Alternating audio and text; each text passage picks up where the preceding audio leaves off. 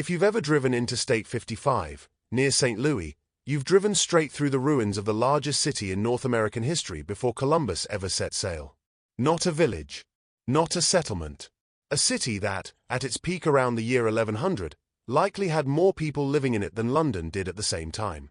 It had earthen pyramids bigger at their base than the Great Pyramid of Giza. It had trade goods flowing in from 1,000 miles away. And then it vanished so completely that for centuries, nobody even remembered it existed, until engineers building a modern highway literally bulldozed straight through the middle of it and had no idea what they'd found. That city is Cahokia, and it sat exactly where the state of Illinois sits today. Before we continue, hit like and subscribe. Then tell me in the comments, have you ever heard of Cahokia before this video? Cahokia grows explosively starting around 1050 CE at the exact point where the Mississippi, Missouri, and Illinois rivers all come together. That's not a coincidence. 3 major river systems meeting in one place means an enormous catchment area for trade, food, and people. And the settlement that controls that junction controls an unreasonable share of everything moving through the middle of the continent. At its peak, sometime in the 1100s, Cahokia's population estimates range widely depending on the historian and the method, but the more credible figures put it somewhere between 10 and 20,000 people, with some researchers arguing for even more once you count the surrounding farmland and satellite settlements. Either way, it's almost certainly the largest city north of Mexico at the time, and depending on which population estimate for contemporary London you're using, it may well have been bigger. The physical evidence is still there today, in the shadow of that same interstate.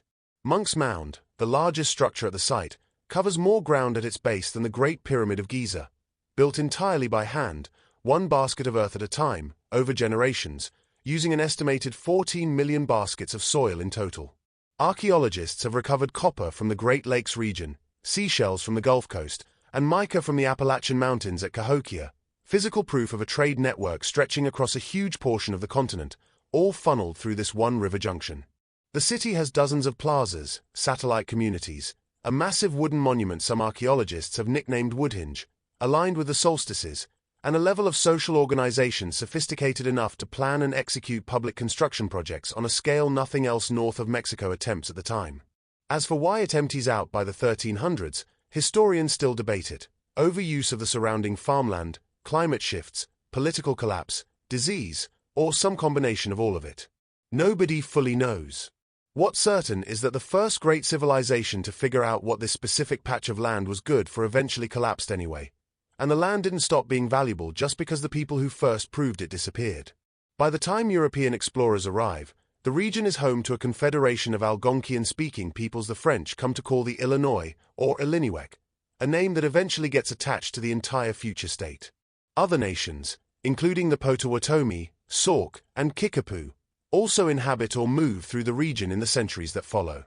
In 1673, the French explorers Jacques Marquette and Louis Joliet paddled down the Mississippi and up the Illinois River on their return journey, becoming among the first Europeans to map this exact river system, and they choose that route for the same reason Cahokia existed in the first place. It's the fastest, most connected way to move through the middle of the continent.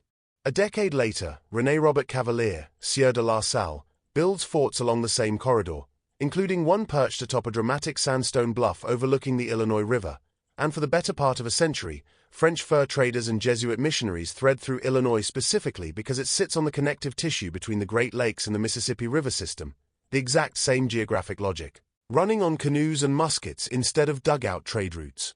French control doesn't last either. After losing the French and Indian War in 1763, France cedes the territory to Britain, and after the American Revolution, it becomes part of the new United States Northwest Territory. Illinois achieves statehood in 1818, and for its first few decades, it's a modest frontier state. Its population concentrated mostly in the south along the Ohio and Mississippi rivers, its northern reaches, including a small trading settlement called Chicago, still barely a footnote.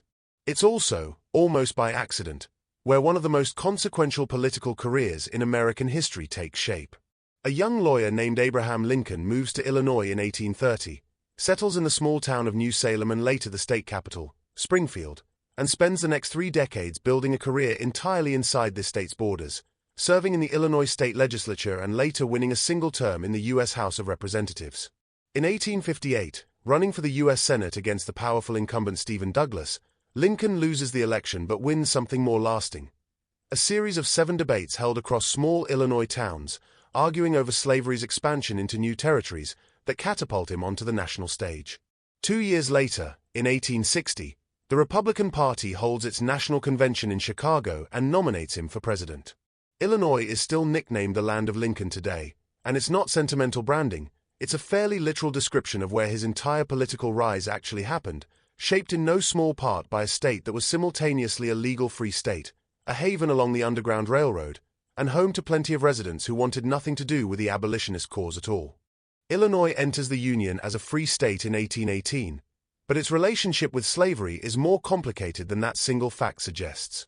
Its southern counties, settled largely by migrants from slaveholding states across the Ohio River, tolerate forms of indentured servitude that function close to slavery in practice for years after statehood, and the state's early laws restrict the rights of free black residents significantly. At the same time, its position along the Mississippi and Ohio rivers, the same rivers that made it valuable for trade in the first place, makes it a critical corridor for the Underground Railroad, with towns across the state serving as waypoints for people escaping slavery in Missouri and Kentucky on their way north to full freedom in Canada. That same tension, a free state built by settlers with deeply divided views on slavery, sitting on a river corridor that becomes a literal path to freedom, is part of what makes the state such fertile ground for the political battle that follows. That changes because of one specific piece of infrastructure.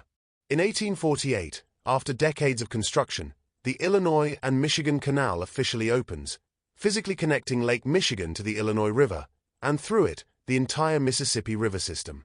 For the first time, a ship can travel from the Atlantic Ocean, through the Great Lakes, down through Illinois, and all the way to the Gulf of Mexico. Every drop of Cahokia's old logic just got turned into permanent, man-made infrastructure. The tiny settlement sitting at the Lake Michigan end of that canal, Chicago, stops being a footnote almost overnight. What follows is one of the fastest urban growth stories in American history. Rail lines follow the same logic as the canal and multiply fast, and by the second half of the 1800s, Chicago isn't just connected to the rest of the country, it's the connective tissue the rest of the country runs through. By 1860, more rail lines converge on Chicago than on any other city in the country, and within a few more decades it becomes home to the largest rail terminal system on Earth. If you're shipping grain from the Great Plains to the East Coast, or manufactured goods from the East Coast to the growing West, there's a very good chance your freight passes through Chicago on the way, whether that's actually the most direct route or not, simply because that's where the rail network converges. The Union Stockyards, opened in 1865, consolidate dozens of smaller operations into a single massive complex capable of processing more livestock than anywhere else in the world, turning Chicago into the meatpacking capital of the country, a title cemented so thoroughly it becomes cultural shorthand for the entire city for the next century. In 1871, a fire, according to popular legend, started by a cow kicking over a lantern, though that story is almost certainly apocryphal, burns through a huge portion of the city in a single catastrophic night, destroying thousands of buildings and leaving roughly a third of the population homeless. Chicago rebuilds so fast and so ambitiously that within 20 years it's hosting the 1893 World's Columbian Exposition, a fair so influential it introduces the Ferris wheel to the world and gives an entire generation of architects and engineers a stage to show off what the rebuilt city could do. The 20th century brings a different kind of arrival. Starting around 1910 and accelerating through the following decades, hundreds of thousands of black Americans leave the rural South as part of the Great Migration, and Chicago becomes one of the primary destinations, its rail connections once again doing exactly what they've always done, moving people and goods faster than almost anywhere else in the country. That migration transforms the city's culture entirely, fueling a flourishing of jazz and blues music along the South Side's clubs and theaters, powering what becomes known as the Black Chicago Renaissance in literature and art, and reshaping the city's neighborhoods and politics for generations to come. The same decades bring Prohibition, and with it, an era of organized crime the city still hasn't entirely shaken from its public image, embodied by figures like Al Capone, whose bootlegging empire thrives specifically because Chicago's transportation network makes moving illegal liquor just as efficient as moving legal grain. By the mid-20th century, the crossroads logic jumps mediums one more time. What becomes O'Hare International Airport starts as a small manufacturing airfield during the Second World War, but Chicago's position at the geographic center of the country, the same position that made it the rail hub of America, makes it the obvious candidate to become the aviation hub too. For long stretches of the post-war era, O'Hare holds the title of the busiest airport on the planet, funneling passengers and cargo through the exact same stretch of land that once funneled canoes, then trains, then trucks, then planes, all running on the same underlying geographic advantage that made a Native American city here the largest one north of Mexico nearly 1,000 years earlier.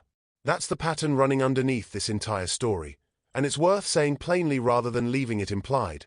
It was never really about who was in charge.